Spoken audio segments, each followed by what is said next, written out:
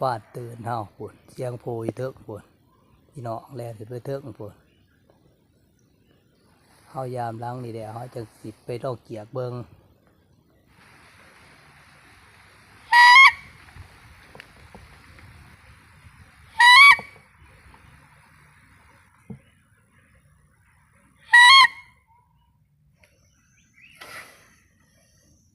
ตอนนี้ทั้งอาหารการกินเฮา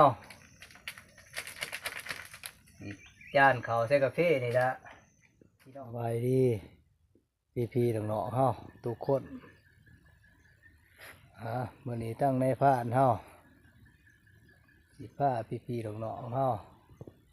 ไปเบิ่งไปส้มตามผู้ตามพาหมองไรที่ในพานเฮาได้ขึ้นไปหอดไปถึงหมองไรเฮาก็สิถ่ายให้ทั้งพี่น้องเฮาได้เบิ่งได้ส้มอยู่บนจุดไรเอาขึ้นปีนต่ำปีนสูงการขึ้นผู้ลำบากจังไดจังไปเบิ่งไปส้มน้ำกันทางในพานเฮาสิไปยามบวกอีกตามเคยเพราะว่าเมื่อคืนนี่ฝนตกแห้งเป็นแห้งไปหายามบวกยามกับลากเฮาแต่เฮาก็สิคอยรอยิ่งกระหอบมาเลย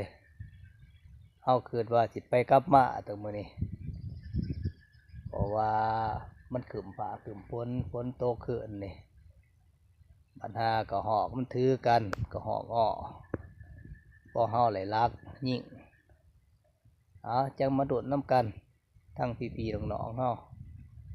ว่าเฮาสิโศกสิมานอยู่บ่เฮาสิพอกระหอกอ้ออยู่บ่มื้อนี้หรือว่ากับลักเฮาสิถูกซัดอยู่บ่จังมาเบิ่งมาส้มน้ำกันต่อในตอนนี้ในพานเฮามาหอดลอนโบกล่ะพี่น้องเพราะว่าเฮาว่าสิเอารถไปจอดไว้บนตีนผู้บนคิวรถเฮาถึงเพราะว่าเฮาไปบ่รอดเพราะว่าฝนตกแห้งขึ้นนี่เฮาเอารถขึ้นทาตำบ่ได้เพราะว่าเฮามาจอดรถใบหวยนี่เฮาสิย่างไปวัดนี่เฮาหอดถึงทางตามห้อยยางหอดตีนผู้ใกล้เติบ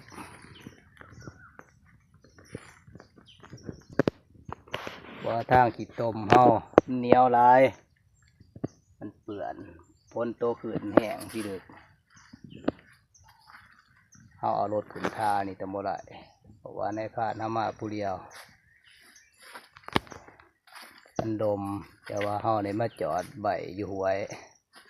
เฮาสิย่างไปเดินไปวัดนี่ตามหอดตีนผู้บนทางเส้นทางสุดเฮาย่างไปตั้งแต่นี้ไปกับประมาณมอง30 นาทีพุ่นล่ะ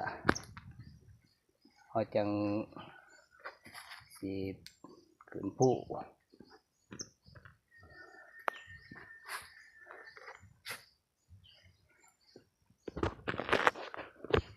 เส้นทางเฮามันลำบากหลายคันฝนตกแม่นว่ารถไถรถจักรเฮาก็ยอมโดดละบ่คือยามแล้งในตอนนี้ก็มรดูฝนล่ะเดินหาคอยล่ะแต่ว่าฝนกำลังตกกำลังเยือนตกเอาสิพยายามกลับลักมื้อนี้เอาไปกลับมาคันบ่าเฮาบ่มานเอาก็สิลงมาเผาหาจับอึ่งจับกบเพราะว่าน้ำในให้หน้าในห้องมีเบิดเด้อมื้อแรงกบคือสิห้องเพิ่นอยู่ดอกเจ้าบ่าเฮา สิบุไปนอนคืนเอาไปยามเอาก็สิไว้ลงมาเลยหาเบิ่งรักกระหอกน้ำเฟื่อยสันนะในตอนนี้เป็นเวลา12 โมงแล้วพี่น้องในบ้านเฮาออกจากเที่ยงหน้าตั้งแต่8 โมงพุ่นมาหอดเด็กกับพอดี12 โมงบนสนามป่าไม้สางพาตอนนี้เฮานั่งพักผ่อนกินน้ำก่อนนั่งเศร้าเมื่อยยังอีกประมาณ1-2 นู่นเฮาก็หอดบนผ่านกับลากเฮาผ่านบวงเฮาตอนเด็กก็พ้นหน่อยเลยพี่น้องเลย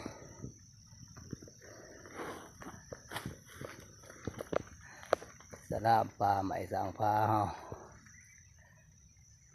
เพราะว่าต้นไม้ใหญ่ก็บ่มีปานใดกกเปื่อยกกพุ่งก็มีแต่ส่วนน้อย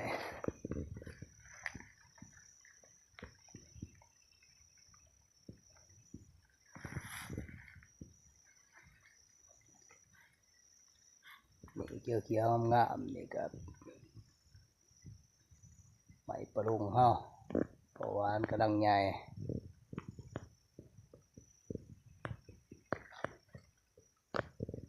ฝนตกแนวนี่เหี้ยงตาคือสิคักอยู่พี่น้องเลยหาดอกเหี้ยงเห็นเหี้ยงฟ้านกลางคืนคือสิต่อดี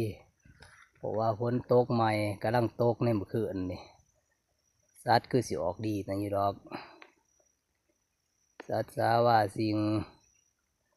เคยหิวน้ำฝนตกมา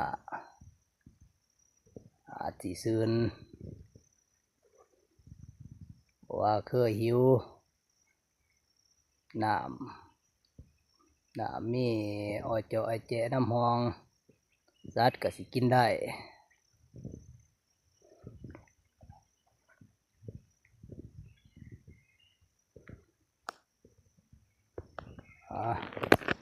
เอาสิขึ้นต่อบัดนี้จะไปเบิ่งไปส้มกันอยู่บนบ่วงเฮาพุ่นละแถวผ่านบ่วงเฮา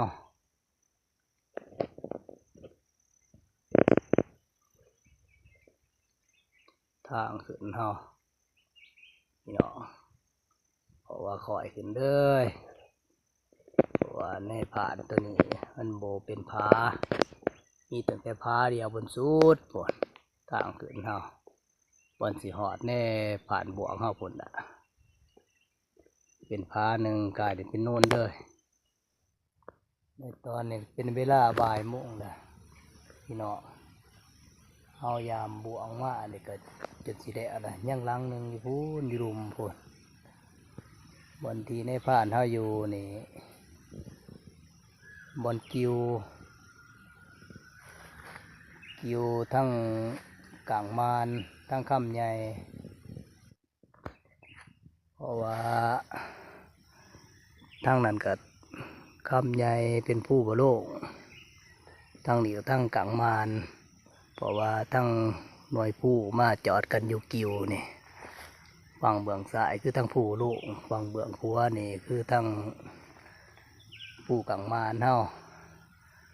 ในผ่านเฮาอยู่บนกิวอยู่ตรงกลางหน่วยผู้อันพี่ๆน้องๆเฮาหล่อซ้ายเดียบคลองทั้งสี่แนมาทั้งคอนแก่นอาจสิเห็นเพราะว่าคันเฮาขึ้นบนกิวเฮาลงไปทั้งฝุ่นกับแมนบาทั้งคอนแก่นทั้งซ้ายคลองเฮาลงมาทั้งขาเมืองนี่กับแมนบ้านของนายพรานเฮาก็ขึ้นประจำอยู่ทั้งบนกิวนี่เพราะว่าเฮามาหากินหาอยากยามบ่วงเฮาก็ได้ขึ้นมาบนซื้อกิวทั้งกลางมานพี่ละตอนนี้เฮาก็สิยามหลังสุดท้ายบนลำห้วยบนดุมพันดะกันเฮาบ่มานเฮา เอาก็สิลงพยายามทั้งเบื้องคำขี้เฮียทั้งคำนี่เงาะพุ่นน่ะเอาสิรอไปหาลักสัตว์เด้อคอยเจาะไปเบิ่งน้ำอุ่มน้ำอิ่มไปสันดะฟังเสียงปัญหาเหาะคือกัน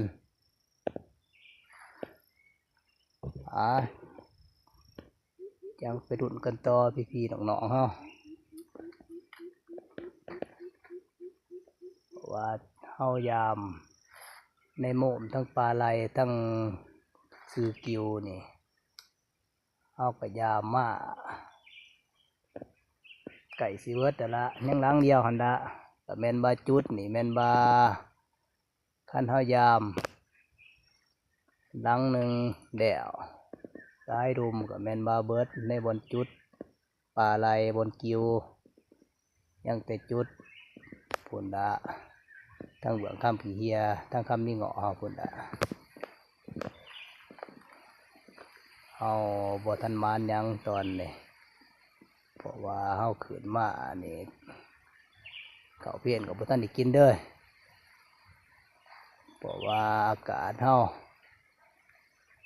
ขึ้นฟ้าขึ้นฝนเด้อคือเดี๋ยวนี้นี่มีแต่ฝนสิตกห้ำเฮาจังติเพราะว่าการขึ้นภูมื้อนี้บ่เมื่อยปานใดดอกพี่น้องเพราะว่ามันบ่แลดตอนนี้เฮาลงมายามหลังสุดท้ายเฮาบ่ทันย่างฮอดเพราะว่าฟ้าตื่นเฮาพุ่นเสียงโพยเถิกพุ่นพี่น้องแล่นขึ้นไปเถิกพุ่นเฮายามหลังนี่แหละเฮาจังสิไปลอกเกียกเบิ่ง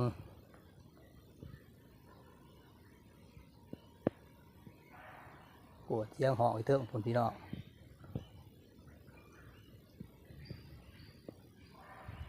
เพราะว่าเฮาย่างลงมาเฮาบ่ได้แนมเบิ่งมันตื่นเฮาก่อนมันถึงรหัสเฮาแดนออกก่อน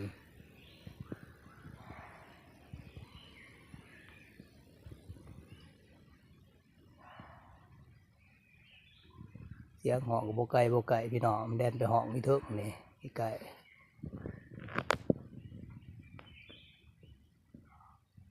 เฮาจังสิไปนั่งเจียกตอนนี้ในบ้านเฮากำลังสินั่งเจียกบ้านที่ว่ามันห้องบางกี้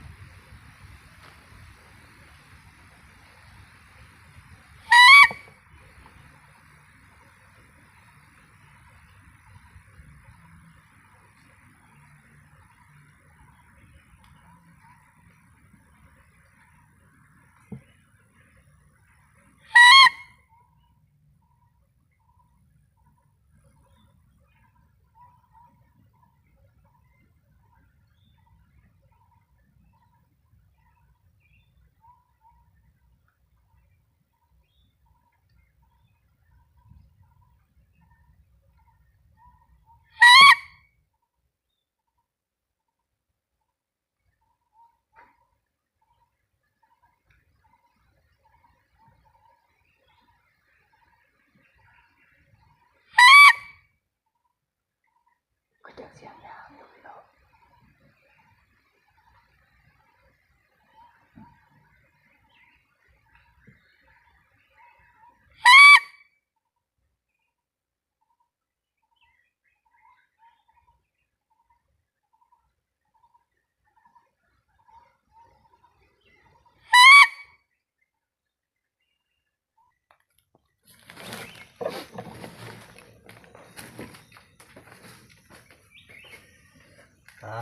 เอาเจียกบ้านบ่เขาว่าเพราะว่ายางอยู่เถิกพุ่นบ้านตื่นเฮาเจียกคำนึงก็บ่คอยเขาหรอกคันว่ามันได้ตื่นตอนนี้ทั้งในบ้านเฮาสิกินข้าวแล้วเฮาจังสิลงพยายามทั้งคำขี้เฮียขับข้ากับคำนี่เงาะ ตอนนี้ทั้งอาหารการกินเฮาสิจานเขาวใส่กาแฟนี่ละพี่น้องเฮาเพราะว่าเฮาตำแจวมาปรุงแจวมาเฮาใส่ถุงนี่กะเฮียซ้ำเป็นเฮียแถวบอนทาขืนพุ่นน่ะบอนเฮาสูกรถขืนพุ่นเพราะว่ามันเมินได้เอาปรุงทงไว้สิแม่นว่าเฮียตอนนั้นนะ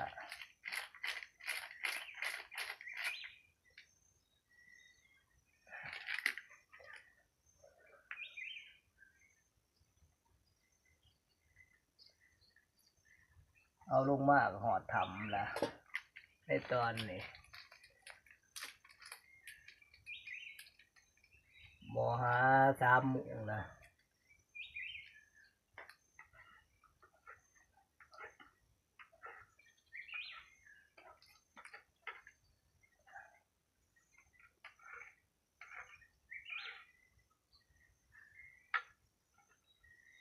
เฮาบ่ทันสุกทันมันอีกครั้ง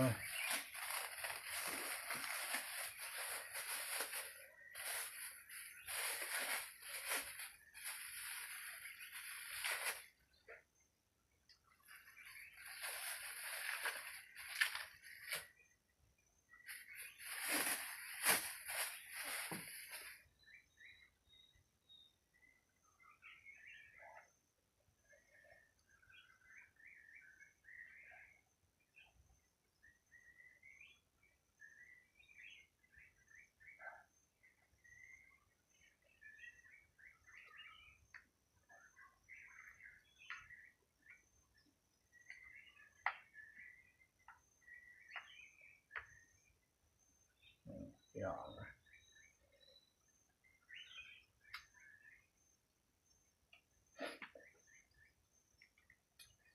เอาเคยจานตั้งแต่กับข้างหวาน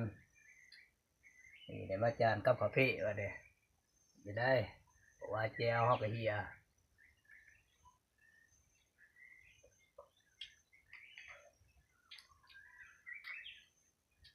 กินพอมีแห้งท้องไปพอได้ย่างต่อยามแล้วก็สิลงไปเลยหาหล่อก่อยไก่เจียกกระหอกกระแตไปทันนะ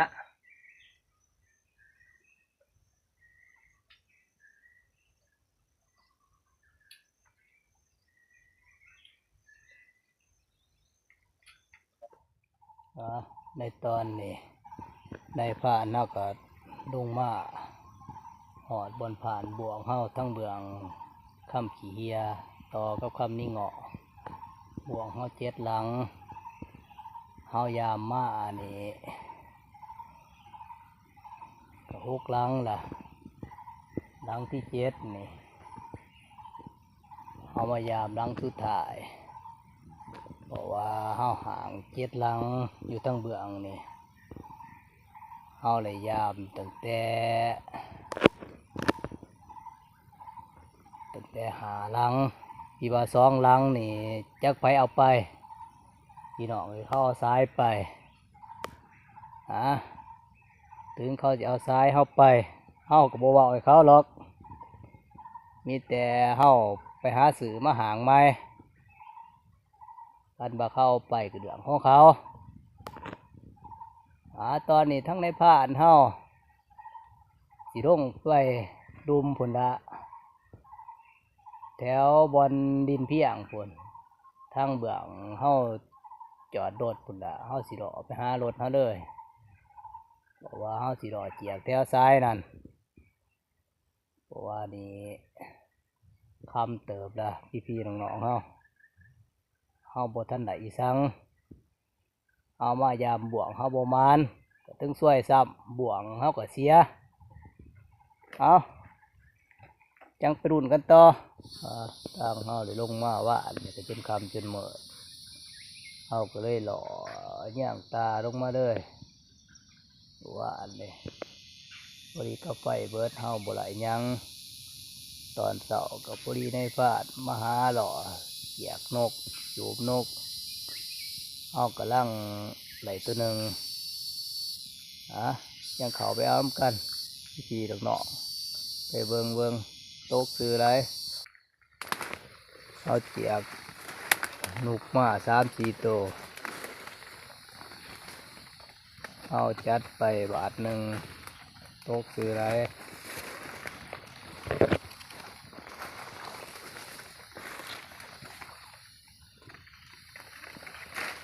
นกขาบก็มา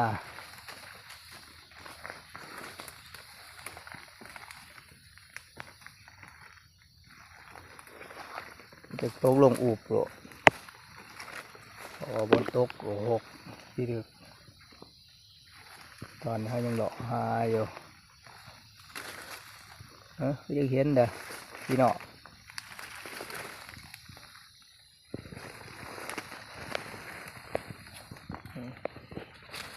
กระแทก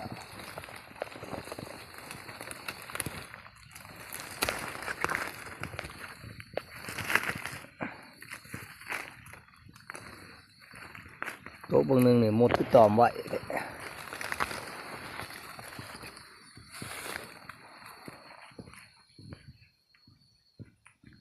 เอาสิรอไปต่อตามร้อนนี่ละ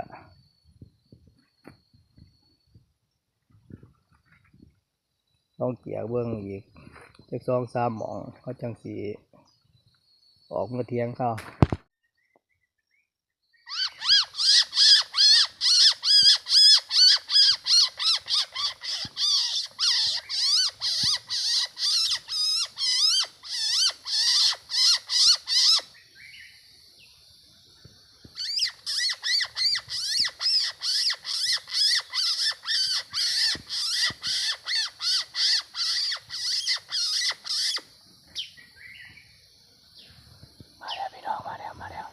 ในตอนนี้เขาก็จัดไปอีก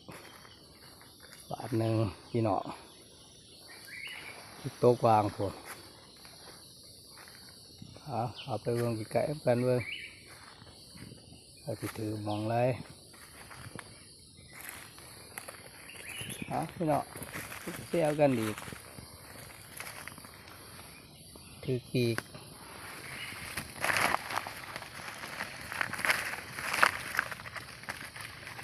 ยังกิดเป็นหนึ่งพี่น้อง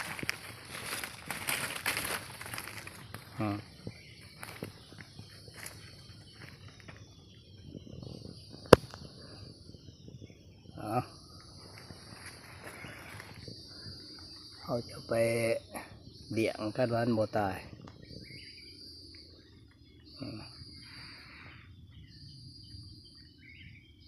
ว้าวยางมากเดี๋ยวพอดีเขาได้จัด2 บาทได้2 ตัวละ